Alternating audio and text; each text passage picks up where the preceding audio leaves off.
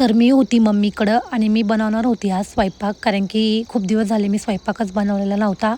आणि मग म्हटलं चला मी आज माझ्या हाताने स्वयंपाक बनवते. आणि आपल्या सिटीमध्ये कसं आपण लेट केलं तरी होऊन जातं, पण माझ्या मम्मीला इकडे गावाकडं असं वाटतं कधी स्वयंपाक करून बसन. ती मला सारखी म्हणत होती स्वयंपाक बनव, स्वयंपाक बनव. आणि आज माझी सिस्टरही येणार होती. म्हटलं चला आपण काहीतरी वेगळं बनवू. मग मी आज मस्त वडापाव, गाजरचा हलवा आणि व्हेज पुलाव बनवणार होती. तर इथं घेतले मी बटाटे वगैरे उकडून. आता मी बटाटे सोलून चटणी वगैरे बनवून ठेवते. म्हणजे कसं माझी सिस्टर आली ना, मग आम्ही गरम-गरम वडापाव केले असते. आणि इथं मम्मीच्या भाजीची तयारी चालू होती. कारण की तिला डॉक्टरनी पातळ भाजीच खायला लावलेली आहे. तर कोरडं काही तिला खायला लावलेलं नाही डॉक्टरनी. आता मी मस्त माझा जो गाजरचा हलवा होता तो मस्त गावठी तुपात भाजून वगैरे घेतला.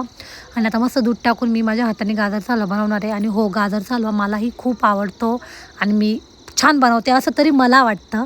आणि खरंच मी छानच बनवते. आणि मग आता मस्त मी दूध वगैरे टाकून गाजरचा हलवा केलेला आहे. आणि कसं मी जर स्वयंपाक करत असले ना, मला कोणी मध्ये-मध्ये आलं ना तर चालत नाही. आणि तो प्रॉब्लेम माझ्या मम्मीचा आहे. माझी मम्मी सारखी मध्ये-मध्ये येते. हे टाकलं का बाई, ते टाकलं का बाई, सारखं तिचं हेच चालू असतं. पण मी तिला म्हटलं, "तू आता बसून घे, मला करायचं तेच मी करणार आहे." त्यानंतर काका वगैरे आले, त्यांनी फ्रेश वगैरे झाले, देवपूजा करून घेतली त्यांनी. आणि ते रोज देवपूजा ऑफिसवरून आलं की देवपूजा करतात. त्यानंतर माझी सिस्टर आली. मग म्हटलं चला गरम-गरम वडे वगैरे करून घेऊ. नंतर ती आली आणि मग आम्ही सगळे जेवायला बसलो. आणि असा होता माझा आजचा दिवस.